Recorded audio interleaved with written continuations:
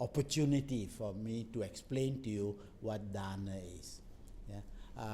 I think when we look at Buddhists generally, if anybody looks at Buddhists, I think the first thing that associates Buddhism is generosity. I think we are very easy to give, and I believe my main talk was supposed to be on God, but more important than God is dana for us Buddhists.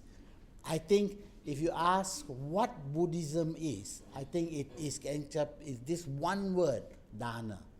Why? It begins from the beginning of the Buddha's career. Before he became a Buddha, he was an ordinary man like you and me. All right?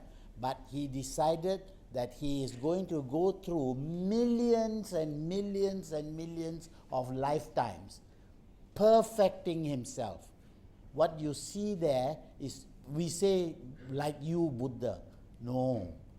He was like us, but he became perfect many, many times over. All right? And what did he become perfect in? He became perfect in what we call 10 perfections. Dana, Sila, Nekama, Satya, Virya, and so on. Okay? 10 virtues he perfected. Of those 10 virtues, that's why I say Buddhism equals dana. Of those 10 virtues that he perfected, the first one was dana. First one was dana. By the way, what is dana? Dana is generosity. Dana is giving. Later we can talk about what kinds of things to give and what types of generosity to practice. But if you want to call yourself a Buddhist, you begin where the Buddha began, with dana. All right? And dana is the practice. Why do we give dana? Because when we give dana, we give. When we give, why do we give? We give because we have something. And that thing that I have, I want. But while I want it, there's somebody else who needs it more. So when I give, I do the next thing in Buddhism. I kill my ego. The I, our biggest enemy is I. Mine. Mine. You all go to hell. Okay? And I will only save myself. If you have that mentality, then you recognize that. How do I kill it? The more I give, this is the point, yeah? The more I give, the more I kill my ego. This thing which I call mine. Now I'm going to impress you, yeah? Putammati dhanamati ito balo vihannati. Attahi attano nati kuto puto kuto dhanam. Very important verse that the Buddha said. I have friends. I have wealth. I have sons. I have sons. I have wealth. Therefore, the fool, he feels safe. But when you don't own yourself, where is your son? Where is your wealth? Yeah, can you take your son with you to heaven when you go there, or hell more likely? You don't own yourself. If you owned yourself, can you tell your hair not to fall? Your stomach not to grow? Yeah? Yeah. I cannot tell. I cannot even tell myself don't fall sick. Who am I to say this is my body? When this is not your body, where is your house? Where is your bank balance? Where is this?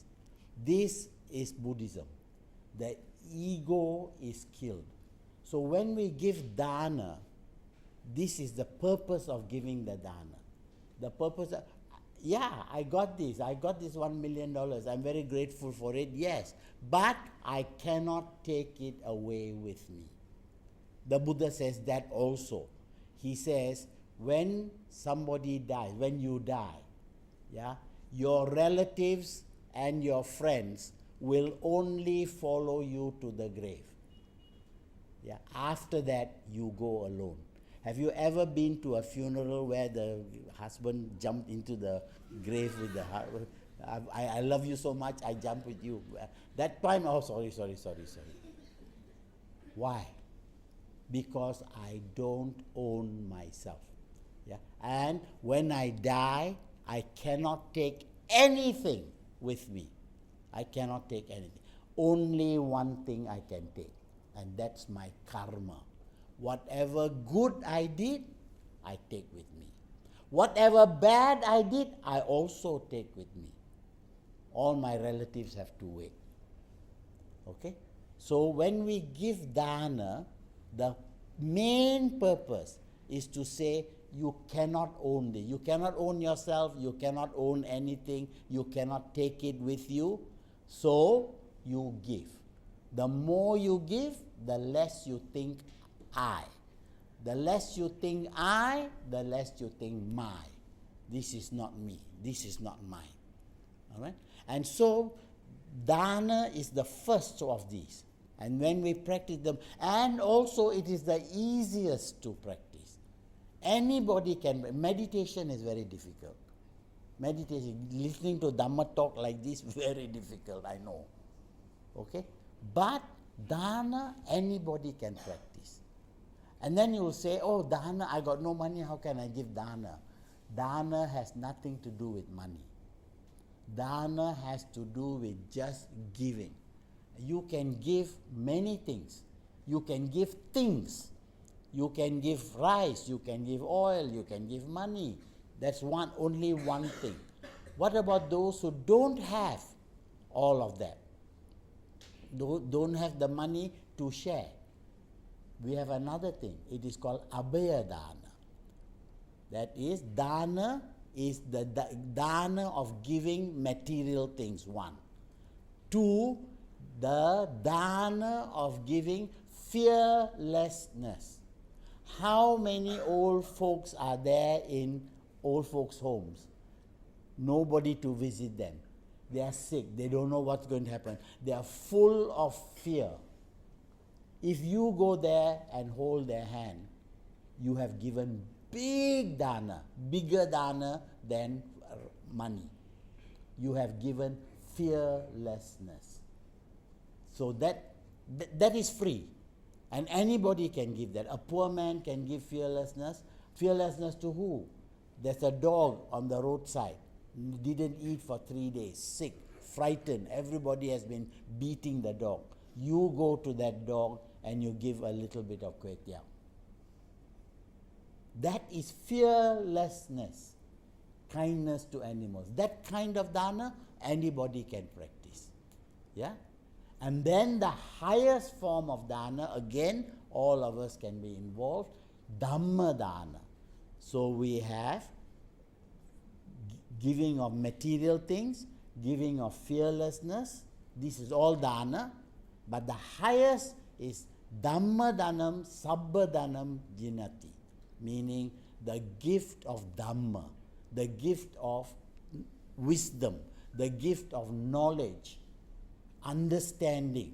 This, when you share that with people and people understand Buddhism and they know what dana means, what they know what it is to offer these lights, all of this to the Buddha. When you explain to them, that is called Dhamma dana. Teaching the Dhamma, sharing the Dhamma with others. All of this doesn't need money. Okay? Only one kind of dana needs money. Okay? Now we are in a good day to talk about this because we are in what is called the Vas. The Vas season, yeah, is after the Buddha got enlightened. 8 weeks later, he gave his first sermon. And then after he gave his first sermon, we had our first 5 monks. First there was the Buddha, Then the monks that are coming to give you talk, they're first, the 5 of them. All right? Then these 5 became 60. Within 2 months, became 60. Then in India, we are talking about Vas, yeah?